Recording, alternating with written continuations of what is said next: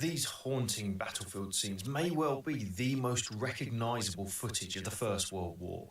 Men huddled in a sunken road, troops waiting to go over the top, a massive mine erupting under enemy trenches, and wounded men being rescued from no man's land. But did you know it was all captured under fire by a single cameraman on a single day? Join us as we follow that one man using his own diary entries, matched precisely with trench maps, modern terrain footage, and the original film he shot. We'll retrace his steps and investigate what he captured on the infamous opening day of the Battle of the Somme. By late June 1916, hundreds of thousands of men had flooded into this area of the Western Front in preparation for the Allied big push. And along with them came this man, Geoffrey Malins, a kinematographer as they were then known, working for the British Army. His job was to document the attack for the general public back home. What he shot was nothing short of incredible, and in fact every piece of historic footage we use in this video was filmed by the man himself at that time. But just where would he position himself for the coming battle? Let's explore. We know that by the 27th of June, Malins and his assistant had arrived just here, outside the village of Beaumont-Hamel, which was in German hands at the time, but a major Allied target for the upcoming attack. By exploring this trench map, which painstakingly marks every single trench in the sector and shows the trench names used at the time, we can get a much clearer picture of the area as it looked in 1916. Matching key road junctions and features on the historic map with this satellite image and overlaying one onto the other, then blending the map out but leaving those trench lines on, we get this unique perspective of a long disappeared battlefield. It was here that Malins was heading, and specifically to this spot, Jacob's Ladder, proposed by the local commanding general as an ideal one from which to film the coming battle. To our fortune, Malins also kept a diary at the front, which allows us to track him with incredible detail. He remembered this exchange with a junior officer shortly before leaving headquarters for the front lines. "Are you the Kinema, Matt? You're the last person I expected to see out here, but seriously, are you really going to film the day?" "Yes," I replied. "Where do you propose to take it?" The general suggested Jacob's Ladder. "What?" came a startled chorus from about half a dozen other officers. "Take photos from Jacob's Ladder? Good Lord, it's an absolute death trap."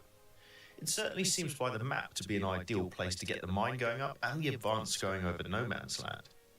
Granted, but well, it's your shoot. Will you let us introduce you to the doctor? You'll need him. With that ominous warning ringing in his ears, this note allowing free movement in his pocket, and weighed down with 70 pounds of filming equipment, he and his assistant began their journey to the front lines. After 3/4 of an hour's trudging and splashing, I reached the White City and turned down a trench called Tenderloin Street. About 100 yards on my right, at the junction of King Street and St Helena Street, my guide pointed out the brigade dugout. Depositing my camera and outfit close to some sandbags, I went inside and introduced myself. 4 officers were present. Malins explained to the group that he wanted to capture the preliminary bombardment on the enemy front lines. By following his account here on the map and the names of the trenches he passed through, we can plot his precise route. By my map, a spot called Lannox Street seems likely, I said. It's bang opposite the village, and they are firing the 15-inch gun on the eastern corner. If you'd be good enough to guide me, I'll have a look now, as it will take some time to fix up my camera in reasonable safety. You won't find much safety there, he replied. We proceeded by way of King Street to Lannox Street, and several times we had to fall flat in the trench bottom to escape being hit by shells. By zooming into the approximate view that Malins would have had from Lannox Street, just here, and looking through the rough cuts of his footage, we find these scenes, which when comparing the skyline and location of the village to the remastered original footage, provides a match. Here's Malins. I looked on the village, or rather what was the late site of it. It was absolutely flattened, with the exception of a few remaining stumps of trees which used to be a beautiful wood, near which the village nestled. As he began to turn the handle on his camera, we can show the actual footage that he took, along with hearing his own memories of that very moment. Our guns were simply pouring shells on the Boche. The first of the 15-inch came over and exploded with a deafening roar. The sight was stupefying. I began to expose my film, swinging the camera first on one side and then the other. Shell after shell came roaring over. One dropped on the remaining walls of the chateau, and when the smoke had cleared, there was absolutely nothing left. How in the world could anything live in such a maelstrom of explosive? It's difficult to conceive. Let's pause for a second. It's the detail here that's fascinating. Looking at this still, we can be certain about where this was taken and what it shows. Of course, we already know where Lannick Street was on the trench map, but here we see a few key features. First are the sandbags marking the British second line, above which Maylands has raised his tripod and camera just enough to get a view, but without attracting enemy attention. Beyond that is the British barbed wire, identified by these corkscrew pickets, which were used to hold the wire in place. Then there's this lighter patch of ground, part of Jacob's Ladder, the frontline trench, and beyond that, no man's land, across the middle of which runs this line of trees. Hard to tell from here, but it's actually an area known as the Sunken Road. More about this later. Beyond that, on the right-hand side of the shot, we can just make out the tree-lined main road running into Beaumont-Hamel village, and then the approximate position of the enemy front line, some 430 yards away, followed by the remnants of what may be the church spire, and then the shattered buildings of the rest of the village in the distance. Looking at this drone footage of the same general area, we can identify all of those points in the modern landscape. The British front line, which ran right here, the sunken road, the German front line, village church and buildings, meaning that Maylands was right about here, with the viewfinder on his Moyen-based 35mm camera offering approximately this field of vision. So, with the first shot in the can, Maylands packed up his gear and, despite several more hair-raising near misses from enemy shells, made it back to the brigade dugout. He recalled, "Another officer came in and I got him to show me round Jacob's Ladder. We went through King Street again and followed the trench until we arrived at the place. The formation of this point was extraordinary. I was on the bank of a small valley. Leading down from this position were about 25 steps, hence the name Jacob's Ladder.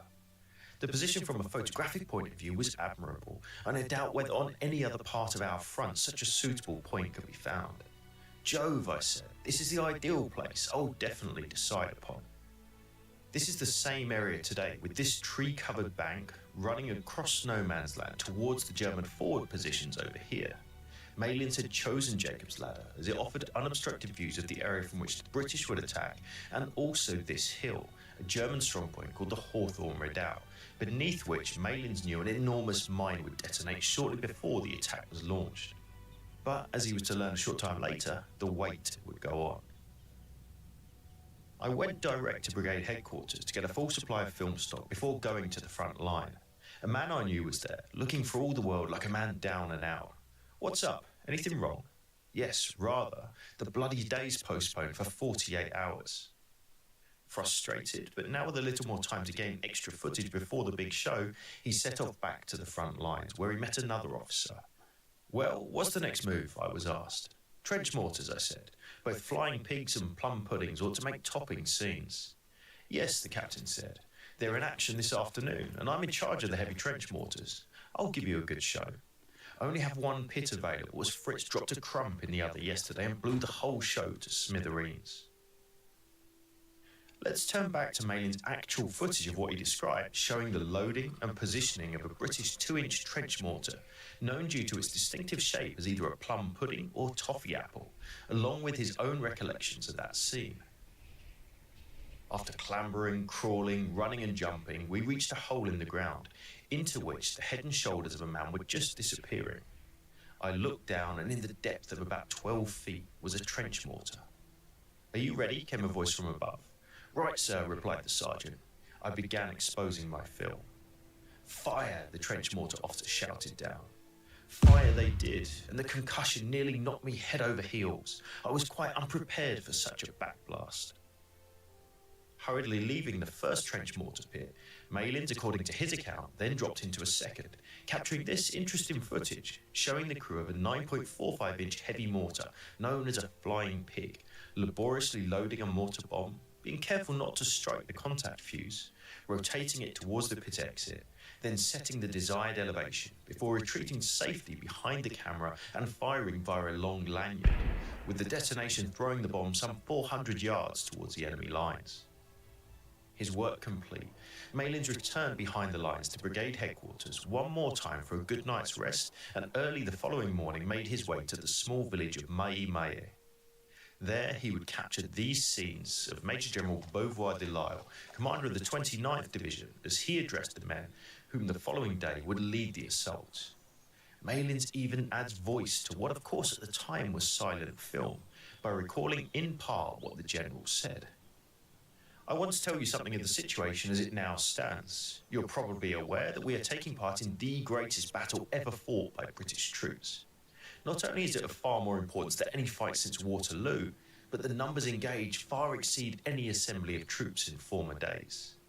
The importance of winning a great victory is so great that nothing has been left undone to ensure success. But the higher commanders know, and I know, that all the best arrangements in the world cannot win battles.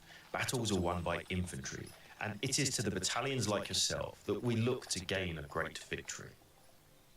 Following that speech, the men and Malins set off one final time for the front lines, with of course Malins capturing the scenes, until eventually arriving here near the chalky banks of an area known as the White City, where Malins passed a few hours chatting with fellow officers and getting what little sleep he could as the night crept on. Around 5:30 a.m. An officer entered. "Hello," he said. "Are you the movie man?" "Yes," I said, sitting up. "What's up?" "The colonel sent me to see if you would like to film a company of our men in occupation of the sunken road. They occupied it during the night without a single casualty, by tunnelling for about 50 yards through the parapet under no man's land, then sapped up into the road. It's a fine piece of work and will make a good picture." "I'll come. It will be splendid from the historical point of view." Well, easier said than done. As we can see from this view of the ground, that area known as the Sunken Road, sometimes called the Sunken Lane, was actually right here, bang in the middle of no man's land. As part of the planned attack, over 100 men of the leading battalion had snuck into it during the night, using a tunnel and sap which ran from the main line just here to about this location. And there they waited. Malins recalled a pretty traumatic journey to reach them. Bosch was fairly plastering the whole trench and smashing down our parapets in the most methodical manner. I bent low and rushed through traverse after traverse. The further I went, the worse it got. Shrieking, spitting shells seemed to envelop us. I looked back, the same. In front, another burst. The flames swept right into my face. If I'd been standing up, it would have killed me without a doubt. To go back was as dangerous as to advance, and to stay where I was, well, it was worse, if anything. To tell the truth, I'd gone so far now that I did not like turning back. The picture of our men in the sunken road attracted me like a magnet. It's a good thing it did, as the scene he captured was perhaps the most iconic of the First World War. In it are men of the 1st Battalion Lancashire Fusiliers, less than 1 hour before launching their assault against the German lines only 190 yards away. Even today, a visit to this lane just seems to ooze history. It's somewhere I've been to dozens of times, and without fail, it's incredibly powerful. Here's Malins. Then I set my camera up and filmed the scene. I had to take every precaution in getting my machine in position, keeping it close to the bank, as a false step would have exposed the position to the Boche, who might have enfiladed the whole road from either flank. I filmed the waiting Fusiliers. Some of them looked happy and gay, others sat with stern, set faces, realising the great task in front of them.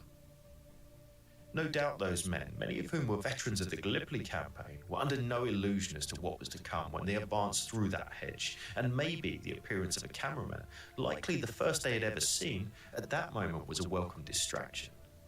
Certainly, given what was to come, it's one of the defining scenes of the Great War on the Western Front. Around 6:30 a.m, Malins left the sunken road and returned to the main line, arriving here just in time to capture scenes of the rest of the same battalion making final preparations to advance. Returning through King Street, I was just in time to film some of the men fixing bayonets before being sent to their respective stations in the firing trench. The great moment was drawing near. I admit I was feeling a wee bit nervous. The mental and nervous excitement under such conditions was very great. Everyone was in a state of suppressed excitement. On the way, I passed an officer I knew. "Are you going over?" I said. "Rather," he replied, "the whole lot of us. Some stunt, eh?" "Don't forget," I said, "the camera will be on you. Good luck." This scene is worth exploring a little. It's fascinating, but it's the little details that make it so. Things like this: tin triangles attached to the back of men's packs, ordered to be worn so that those observing the fight could identify friendly troops and report progress back to headquarters. Also, we see here a lieutenant wearing other ranks' webbing, which was not typical for an officer earlier in the war, who wore the more distinctive Sam Brown belt, but it shows that by now officers are learning to blend in with their men to avoid being targeted by snipers. Alongside him is Company Sergeant Major Nelson of C Company, identified by the rank insignia right here on his lower sleeve. We can identify this precise location by zooming in on these two trench signs, one of which indicates the direction of the firing line, whilst the other names the trench on the left as King Street. Knowing the layout of the trenches leads us to this junction right here between Tenderloin Street and King Street. Just a few minutes later, the men were assembled and ready. Malins too approached his prearranged post only to find that it had been flattened by shell fire, so he hastily moved a few yards to his right to set up his camera with this view across the battlefields. Now let's wind the clock back and pick up with Malins as he awaited the explosion of a £40,000 mine charge at 7:20 a.m. Heavens, how the minutes dragged. It seemed like a lifetime waiting there. My nerves were strung up to high pitch. My heart was thumping like a steam hammer. I gave a quick glance at an officer close by. He was mopping the perspiration from his brow and clutching his stick, first in one hand, then in the other, quite unconsciously, I'm sure. He looked at his watch. Another 3 minutes went by. Would nothing ever happen? Then, the ground where I stood gave a mighty convulsion. It rocked and swayed. I gripped hold of my tripod to steady myself. Then, for all the world, like a gigantic sponge, the earth rose in the air to a height of hundreds of feet. Higher and higher it rose, and with a horrible, grinding roar, the earth fell back upon itself, leaving in its place a mountain of smoke. The earth was down. I swung my camera round to our own parapets. The engineers were swarming over the top and streaming along the skyline. I continued to turn the handle of my camera, viewing the whole attack through my viewfinder, first swinging one way and then the other.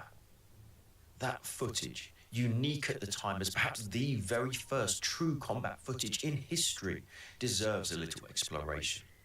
Remembering that mine went off at 7:20 a.m, not 7:30 when the general advance began. And so what Malins actually films after the mine is not the first wave, but the advance party of Royal Engineers whose task was to race towards and capture the crater before the stunned Germans could recover and reclaim it.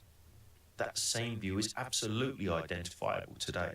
We can see here the main road leading to Beaumont-Hamel, only 100 yards away, on the other side of which, advancing from right to left on the slope, are a number of soldiers, with more visible on the skyline just here. The German defenders, off-screen to the left, were at this very moment opening fire, with these men falling in the next seconds as bullets whipped low across the field. After what must have felt like an eternity, but in reality only a handful of minutes later, whistles blew and those in the main line began their advance, as Malins recalled, again with the moment captured on film. Then another signal rang out, and from the trenches immediately in front of me, our wonderful troops went over the top. What a picture it was. Still more went over, and still a stream of men were making for the mine crater. Then they disappeared in the smoke. The noise was terrific. It was as if the earth were lifting bodily and crashing against some immovable object. The very heavens seemed to be falling. Thousands of things were happening at the same moment. The mind could not begin to grasp the barest margin of it. Lieutenant Geoffrey Malins, from this very spot on the 1st of July 1916, though he didn't know it, was witnessing the deadliest morning in the modern history of the British Army. Just a few hundred yards away to his left, those men he'd filmed in the sunken road had also advanced, directly into heavy machine gun fire, and the result was nothing less than catastrophic. In fact, for miles to north and south, the same tragic scenes unfolded as thousands upon thousands of men were shattered by artillery or riddled by machine gun bullets. Malins' own short entry offers a small glimpse of that moment. The general said this was the hardest part of the line to get through, and my word, it seems like it, to look at our poor lads. I could see them strewn all over the ground, swept down by the accursed machine gun fire. Despite those utterly horrific opening minutes, Malin's filmed on, capturing these powerful scenes as men braved enemy fire to rescue wounded comrades trapped in no man's land. We stood with bated breath. Would they reach him? Yes, at last.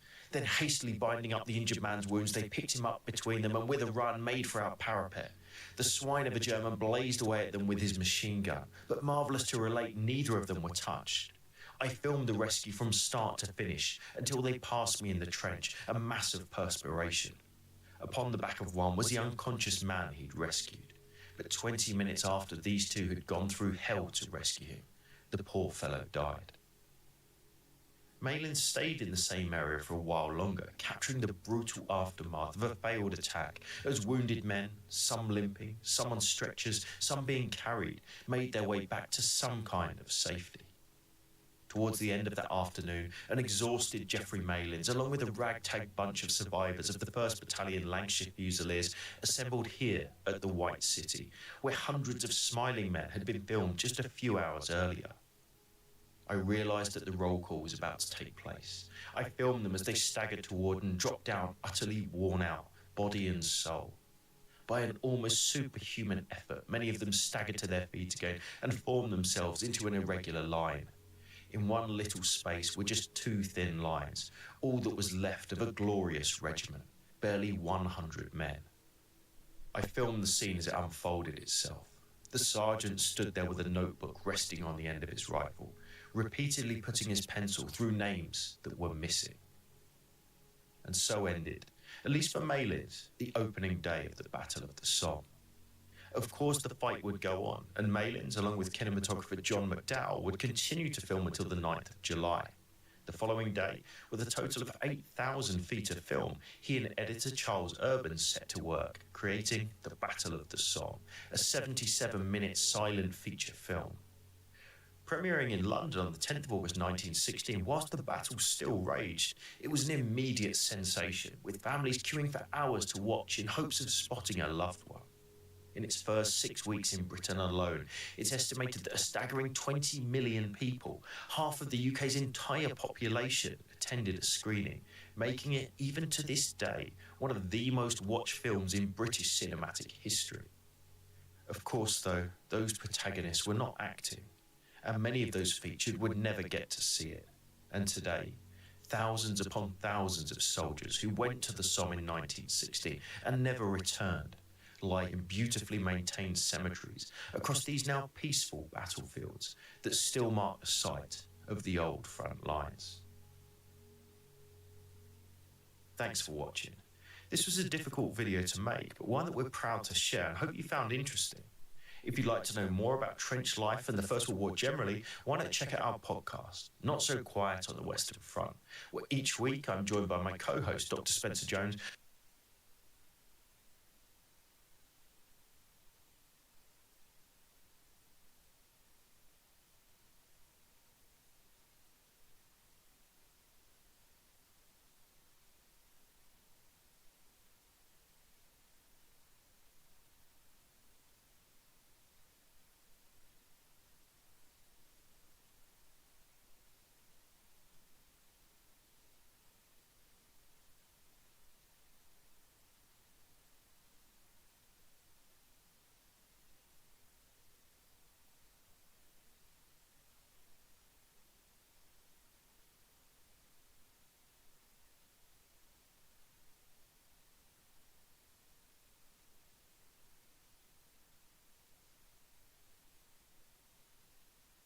An extraordinary US military raid has stunned the world, with US President Donald Trump ordering military strikes on Venezuela and the capture of the country's president, Nicolas Maduro. The operation was planned and rehearsed for months, but carried out in just a few hours. Tonight, Maduro has been moved to a New York detention center, awaiting trial on drugs and weapons charges. There's been shock and condemnation from around the world, but on the streets, some Venezuelans are celebrating the end of the Maduro regime. Led down step by step, Venezuela's captured president arrives on US soil, flanked by dozens of federal agents. A bound and blindfolded Maduro now awaiting trial at a detention centre in New York with his wife on charges including narco-terrorism, smuggling cocaine and having possession of machine guns. Happy New Year.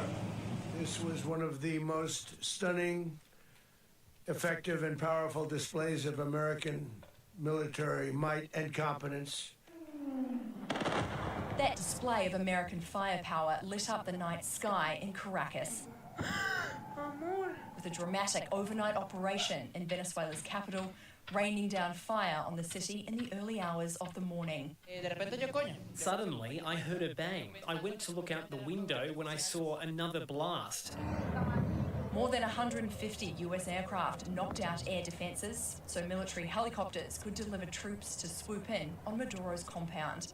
I mean, I watched it literally like I was watching a television show. US President Trump watching along from his Mar-a-Lago resort as the action unfolded, calling the operation one of the most successful in US military history, but offering few details about the future, only declaring the United States is now in charge. We're going to run the country until such time as we can do a safe, proper, and judicious transition. We're not afraid of boots on the ground if we have to have. We had boots on the ground last night. Washington says it will also take control of Venezuela's vast oil reserves, which are the largest known deposits in the world, and open them up to American companies.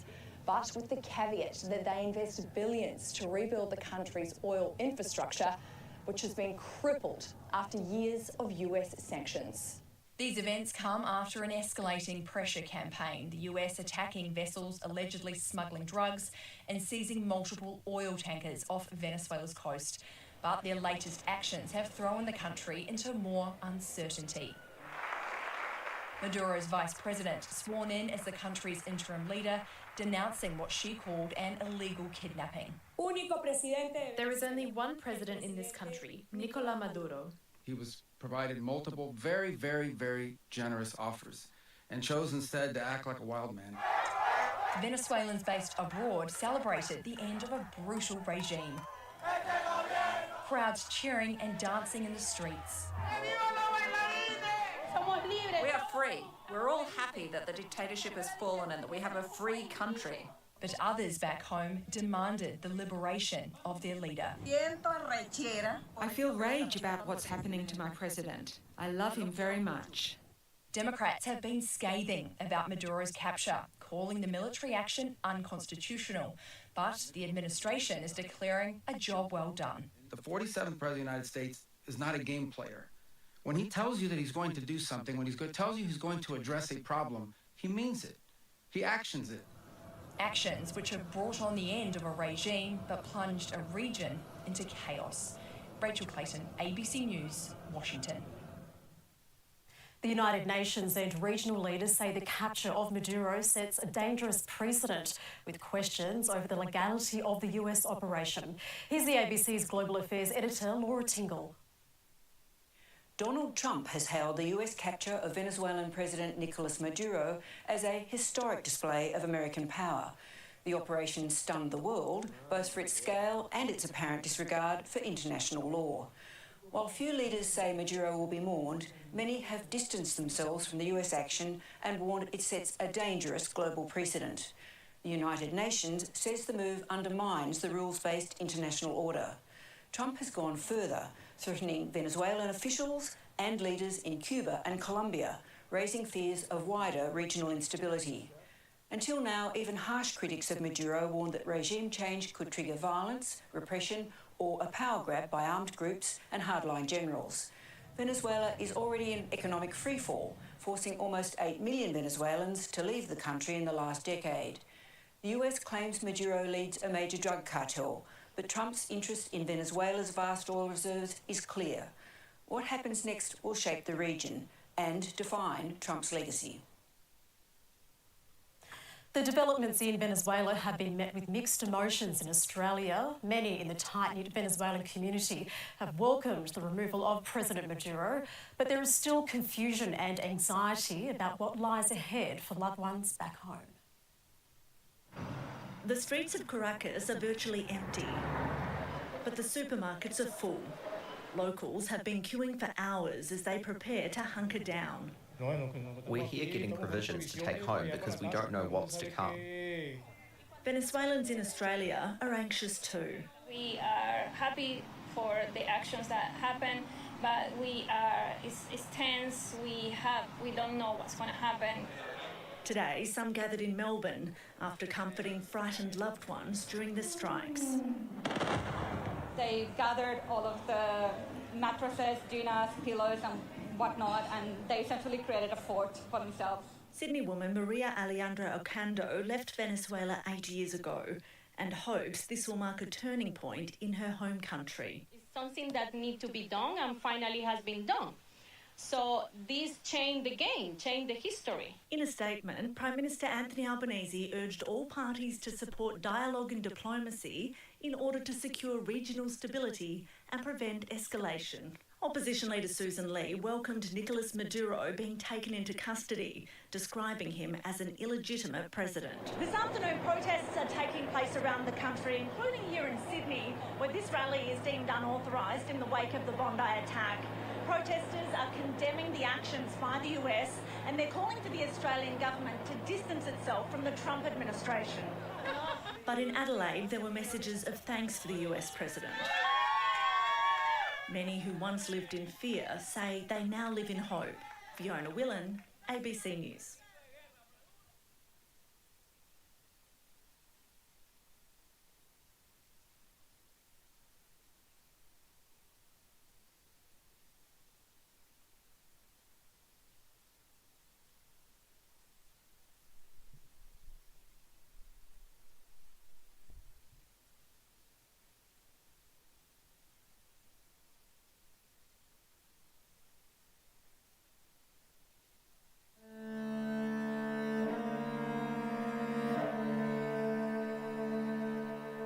What I want to talk about today is the archaeological site of Nineveh. In order to do this, we have to go back to the mid-1800s.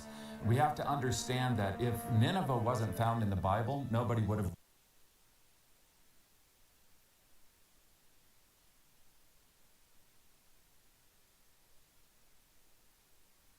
February 22nd, to me,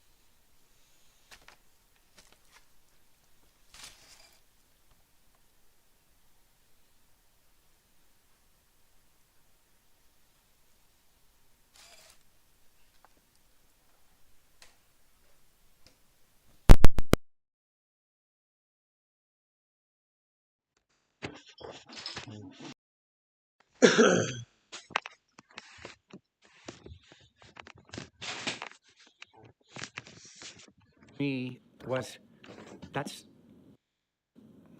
the day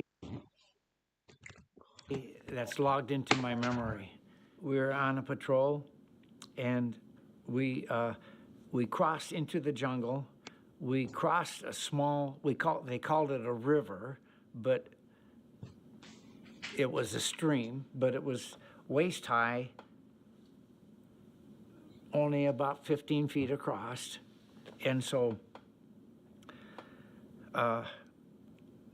we crossed it, we got up, we came up to the back of a hutch, and then the captain halted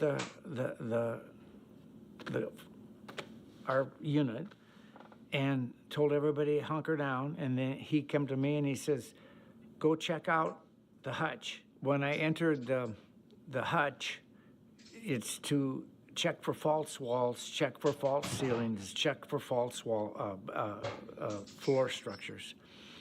And I did all that, and I walked out up to the captain, and I broke rule 1. You're supposed to stay 15 to 20 feet apart in the open. And I walked up to him, I guess in my mind, not to be hollering out what you heard, what you saw, whatever. So I think that's why I walked up to the captain, and I broke rule 1. And then as I was explaining to him what I saw and didn't see, I looked over my left corner of my shoulder, because I was in describing, and I saw a homemade antenna on the front up above the doorway of the hutch. Well, because we approached it from the rear, I didn't see it. And so I pointed. Rule number 2, you don't point in the field, because